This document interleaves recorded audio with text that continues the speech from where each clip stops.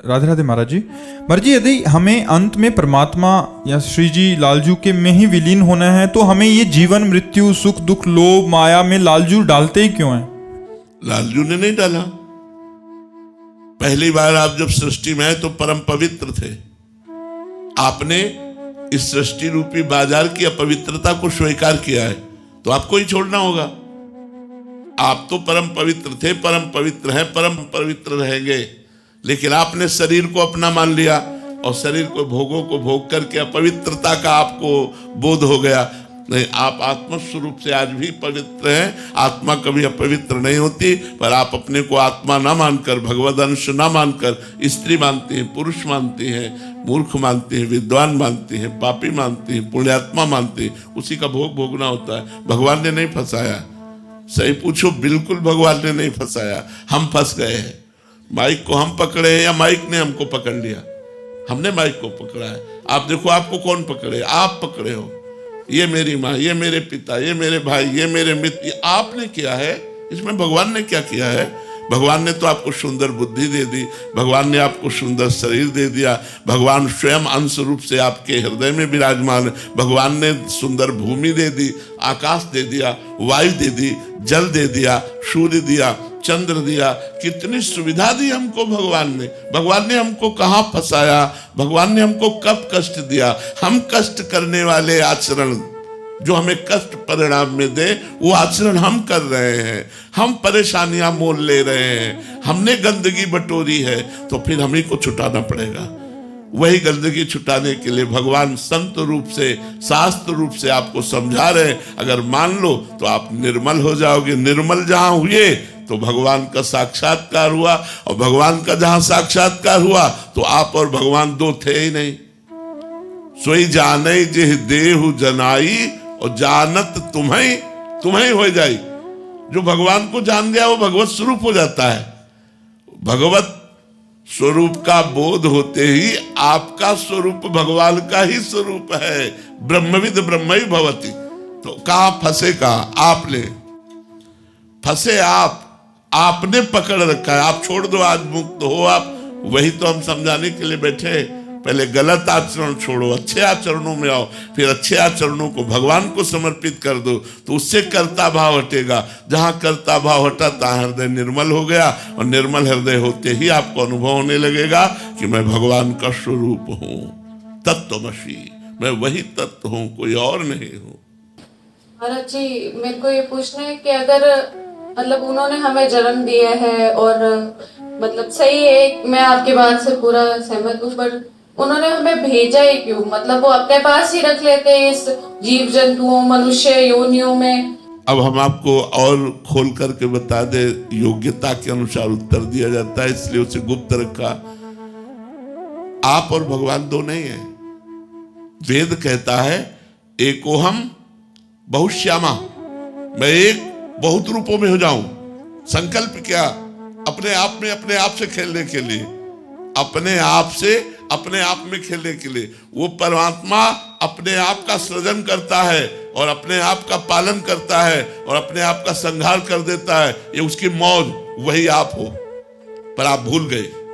अगर आप याद कर लो तो आपका जन्म मरण बंद हो जाए।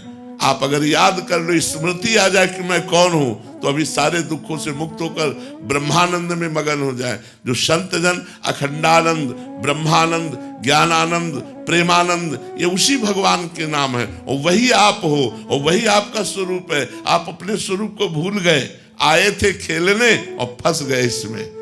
यही माया का चरित्र है कि हम अपने स्वरूप को भूलकर अपने को स्त्री पुरुष मान करके भगवान ही, आप और भगवान में इतना अंतर नहीं है।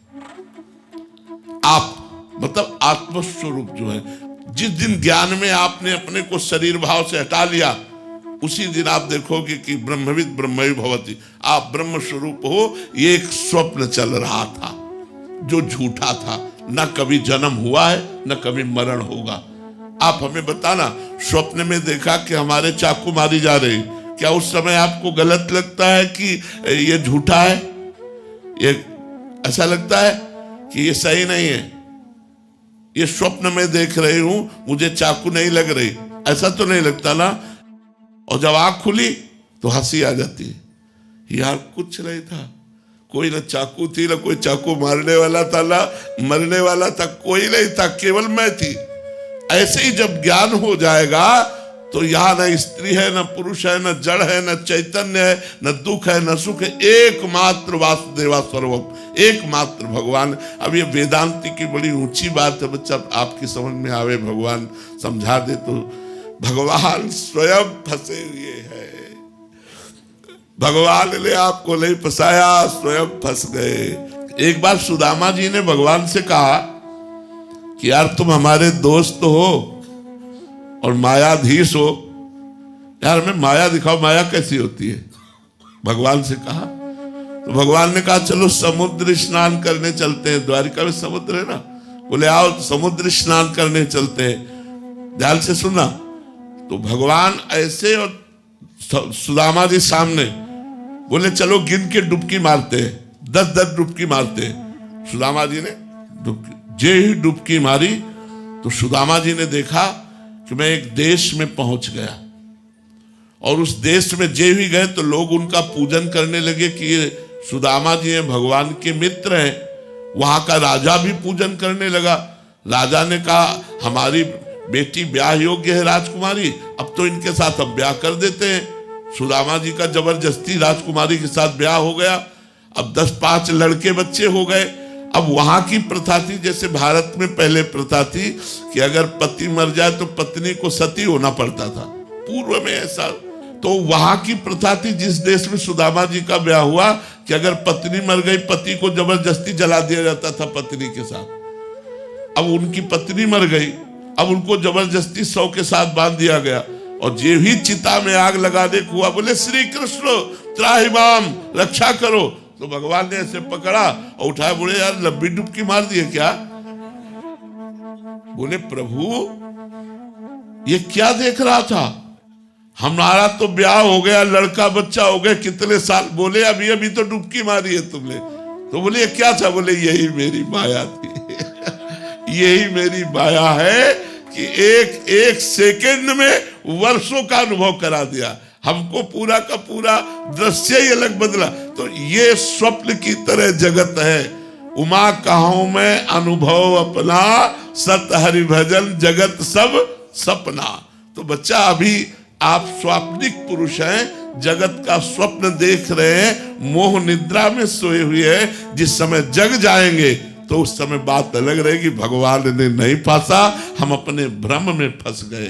हमारा भ्रम से जन्म मृत्यु हो रहा है, न कि सत्य। हम कभी नहीं मर सकते। अच्छा देखो, मृत्यु हम आपको खोल के बताएं क्या होती है। पंचभूतों से बना शरीर पंचभूतों में मिल जाता है। अग्नि तत्व अग्नि में, जल तत्व जल में, वायु तत्व वायु में, पृथ्वी तत्व पृथ्वी में, आकाश तत्व आकाश में। मरा क्या? आत्मा अमर है। मृत्यु किसकी हुई? किसी की नहीं हुई। अब बताओ क्या मर गया? बोले आदमी मर गया। कैसे मर गया?